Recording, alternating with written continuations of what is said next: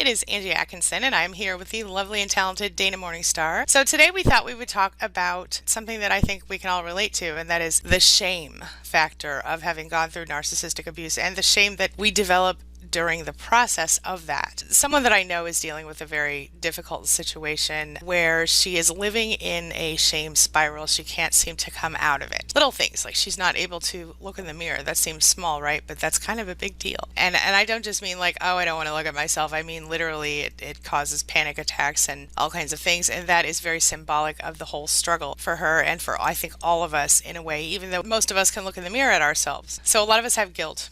And a lot of us have shame when it comes to going through the day-to-day recovery process as well as during the actual abuse itself. The guilt, though, that's related to the way we feel about something that we did or didn't do, some situational thing. And the shame is deeper than that. We feel like we're not good enough as a person. We feel like we're not as good as other people. And I think this is something that becomes almost intrinsic in survivors, especially those who experience some sort of trauma or neglect or abuse in childhood. I thought we would talk about that today and also maybe touch on some ways that we can heal ourselves in that process. Dana, thoughts? Yes, and I think you bring up a really valid point about the difference between guilt and shame. That guilt is something, it's the feeling that we did something wrong, and whereas shame is something that we feel when we feel we are wrong. There's a lot of different feelings, I think, to sort out when a person's been abused, because there's guilt, there's shame, then there's low self-esteem. Shame and low self-esteem definitely go hand in hand. And then there's also hurt feelings. One of I think the biggest pieces to healing is in really examining self-esteem. This is one of the many really vital topics that's not taught, and it's very rarely discussed, and it's kind of just this nebulous term that gets thrown around, kind of like narcissist or codependency or a lot of these other, like forgiveness, a lot of these other terms that society doesn't really have a solid working understanding of. So a lot of people feel like, well, maybe before abuse, so like, well, I think my self-esteem is fine. I mean, I guess, I'm reasonably okay with what I see in the mirror. I mean, I don't think I deserve to go live under a rock or anything, and so they're like, I guess I'm okay. Or maybe I have some self-doubt. My self-esteem needs a little bit of work. But these types of relationships, it's seriously like throwing a large rock in a really swampy pond, and it just kicks all of this stuff up that we didn't even know was there. And examining our self-esteem is one of those things. And so I think it's helpful to look at self-esteem in terms of kind of two major types of self-esteem. There's a type 1, which I guess you could say is kind of needing that validation from other people, looking outside of ourselves, really lacking kind of this healthy boundary as far as what we let in. And so any type of criticism, any type of abuse, we take that in as truth.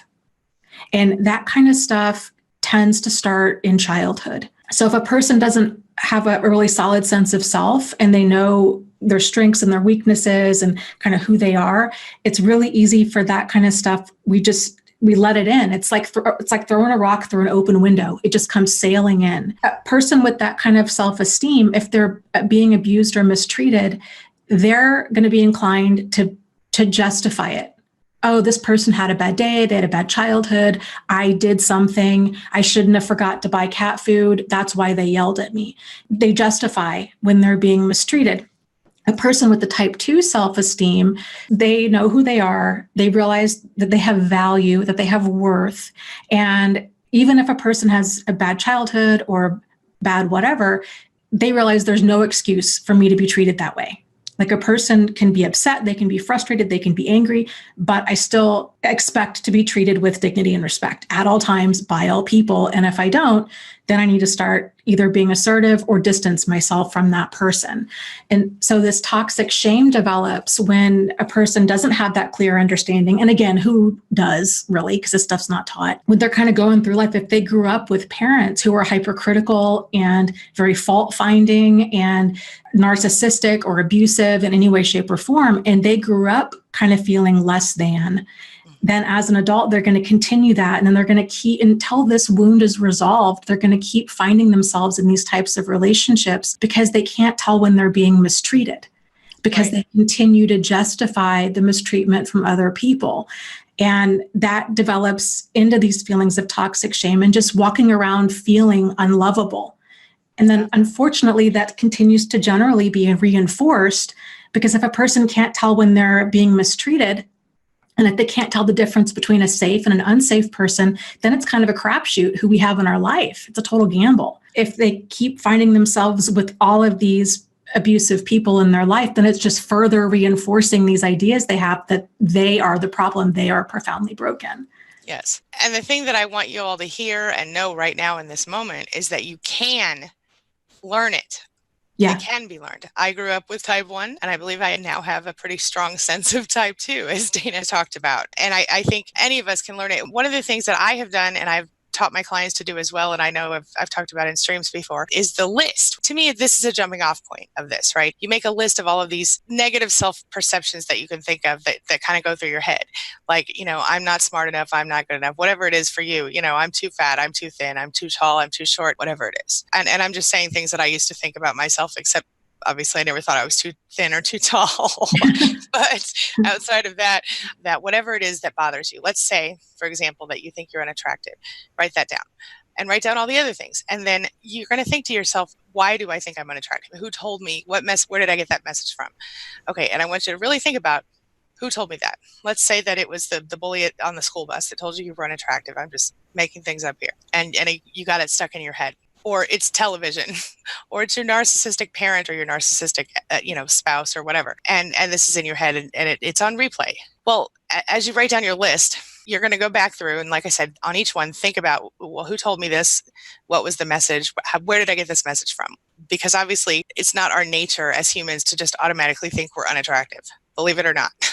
And I'm using the unattractive factor because that's a simple one to define here. So we think we're unattractive. This person told us this message, or these people gave us this message. This is why we think that. And then in the third section of this exercise, go back and mark through, literally cross out that belief. And then over here, write down what you want to be true or what you'd like to be true. And maybe that is, if I think I'm ugly, maybe you write down I'm beautiful, or I'm handsome, or I'm appealing, or not unattractive, whatever you want to say. Something in the positive, though. And basically what this does is it sort of offers a physical representation of what you're going to be doing as you move forward. And that is to identify the negative thoughts and eliminate them and then move forward toward the more positive thoughts. What this does is it starts to sort of redirect those connections in your head, those negative connections. And if you keep doing this long enough, this is a starting point. This is not the whole thing, but this is a good jumping off point for starting to build your self-esteem. For me, it was like this. I started there. I built it up over time, took time. And one day I got mad.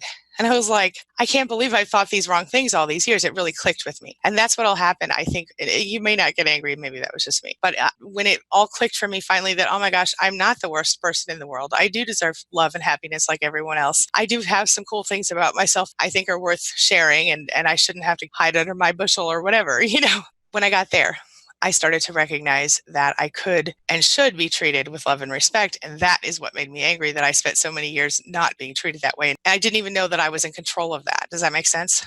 Makes perfect sense. I think a lot of it is changing the messages that we tell ourselves. And that's when I think the most tragic things about abuse is after the abuser's gone, so often we continue.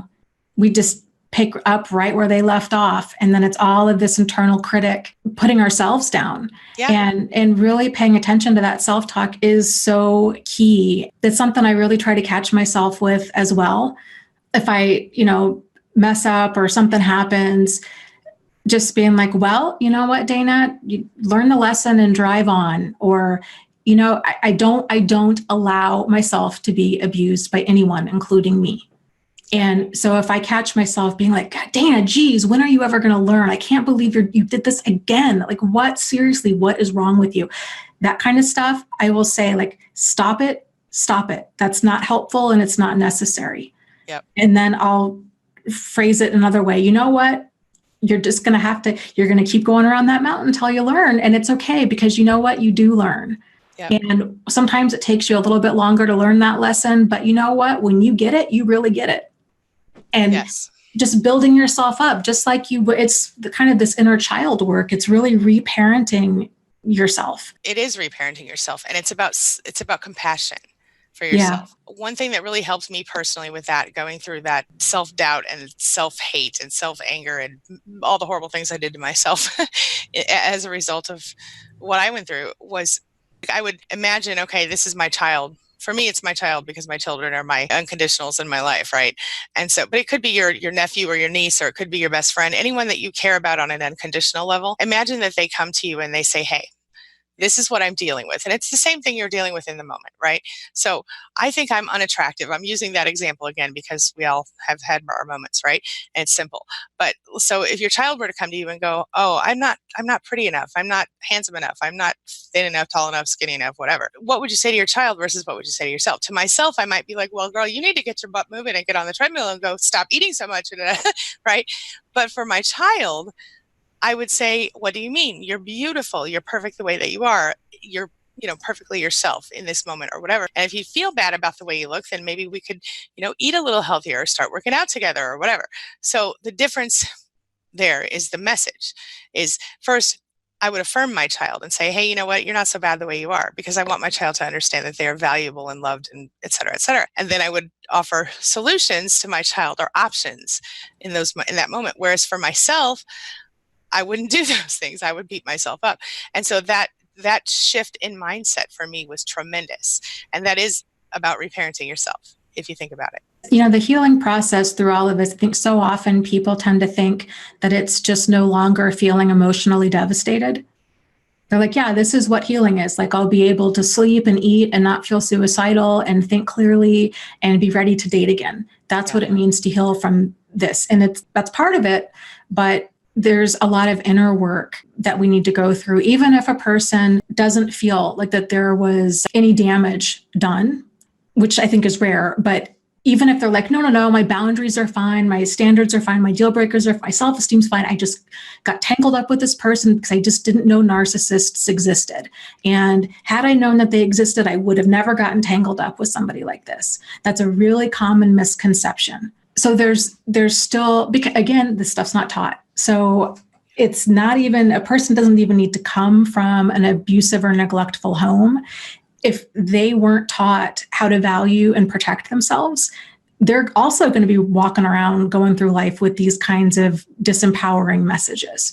So it's important for us to be able to kind of bench ourselves for a little bit and examine what messages do we have about our worth, our value, and our ability to protect ourselves. Yes, I totally agree with you. And I also think that it's important for us to learn how to, and this is going to sound weird, and I'm not necessarily talking about this on a practical level so much as I am on a higher level, but we need to learn how to stand up for ourselves as ourselves on our own. And for me, I did. I needed to learn how to not require validation from other people. I needed to learn how to not need help from other people. I didn't want to put myself in a position where I couldn't function as just Angie, me.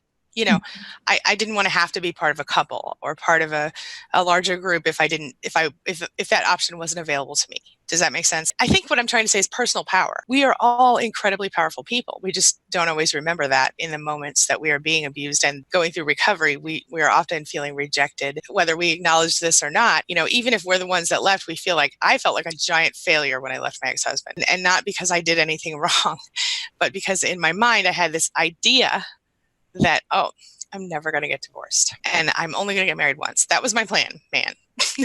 And it didn't work out that way for me. I had to get divorced or I was going to lose my entire mind for sure. So I was in a toxic, abusive situation, and I had to go. And I had to forgive myself for getting into it in the first place. Not so much for leaving it, but for getting into it and staying in as long as I did. Because if I looked back, I could see red flags. Shame is real. For me, it comes from probably more from childhood, a little bit from that relationship. I did develop some negative feelings from that, but they all started growing up for me, and they continued. And that's probably why I did tolerate that as long as I did. Sometimes it's the narcissist who stands in our way. Sometimes it's some other person in the world, a flying monkey or just a random person in the street. Other times it's us. we stand in our own way. I'm going to share with you how I discovered that I had been standing in my own way once again. I was hanging out with my family, doing things, and something happened. My husband said something that irritated me. And as you might imagine, I had a response to that. My response was rather negative. You know, we're all human. Everybody makes mistakes. Like I told you in a recent video, real love isn't always perfect and people do irritate each other. So that was to be expected. But my response was the problem. And I found myself saying something that I've been kind of developing a habit of saying lately. And that was, I don't have the energy for this today. It was just one way that I have been standing in my own way lately. So there I was. I was standing in my own way. I was literally telling the universe, I don't have the energy for this today. And even though I was saying it in response to a specific situation, I was saying it more and more often, I don't have the energy for this today. And what was that doing to me? It was making me tired. It was making me not have the energy for this today. So if you got nothing else out of this video, what I want you to recognize is that you do have control. You have control over the way you perceive the world around you. Even if you're still in the mess with a narcissist, you have that control. Now, I'm blessed to be past that point in my life, but I still have to be careful with my self-talk and the things I'm saying out loud. I had gotten into the habit of not actively monitoring my thoughts. I had, times got busy, life got hard, things got different, and so I sort of stopped really paying attention to the things that were coming out of my mouth. I stopped paying attention to the thoughts going in my head. And what I have found in my lifetime is that when I am focused on what I want and I am actively engaging in self-monitoring, self-talk monitoring, the way I'm thinking, the way I'm feeling, if I'm actively engaging and I'm doing the thing where I hear a negative thing come out of my mouth or out of my head and I go, nope, I now cancel that thought and I replace it with this affirmation of my true divine desire. Well, I'm moving in the right direction. I can stay in the right headspace, the right energy space to make things happen. And this is why I'm bringing this to you today, because I went through this time, was feeling very negative, last few days feeling kind of sick, not great, not really on top of my game. And I thought, what is wrong with me? I need to snap out of it. I'm kind of in a funk. I was in a funk. And as those words slipped out of my mouth, I don't have the energy for this today. It was almost like someone came along and whispered in my ear and said, hey, that's why you're so tired. Hey, that's why you're so stressed out. You've gotten in the habit of saying, I don't have the energy for this today. So the next time something like that is ready to pop out of your mouth, I want you to remind yourself that you decide whether you have the energy for this today. You decide what you say, what you think, what you feel, what you do, what you are. And all of those things, really, they're connected. So from this point on, as you go forward, please remember to focus on what you want, not what you don't want. To minimize the negative effects you have on your own life and maximize the positive effects. Stay focused on what you can control. And remember to speak and feel and think in the most positive terms possible, because it will increase the positive things in your life. And anytime you feel like, I don't have the energy for this, instead of doing that, think of what you are grateful for. Think about the things that are good in your life. So I'm going to give you a quick bliss mission today. I'm going to ask you to watch the things you say. Are you saying things like, I don't have the energy for this today? Because if you are, you're not alone.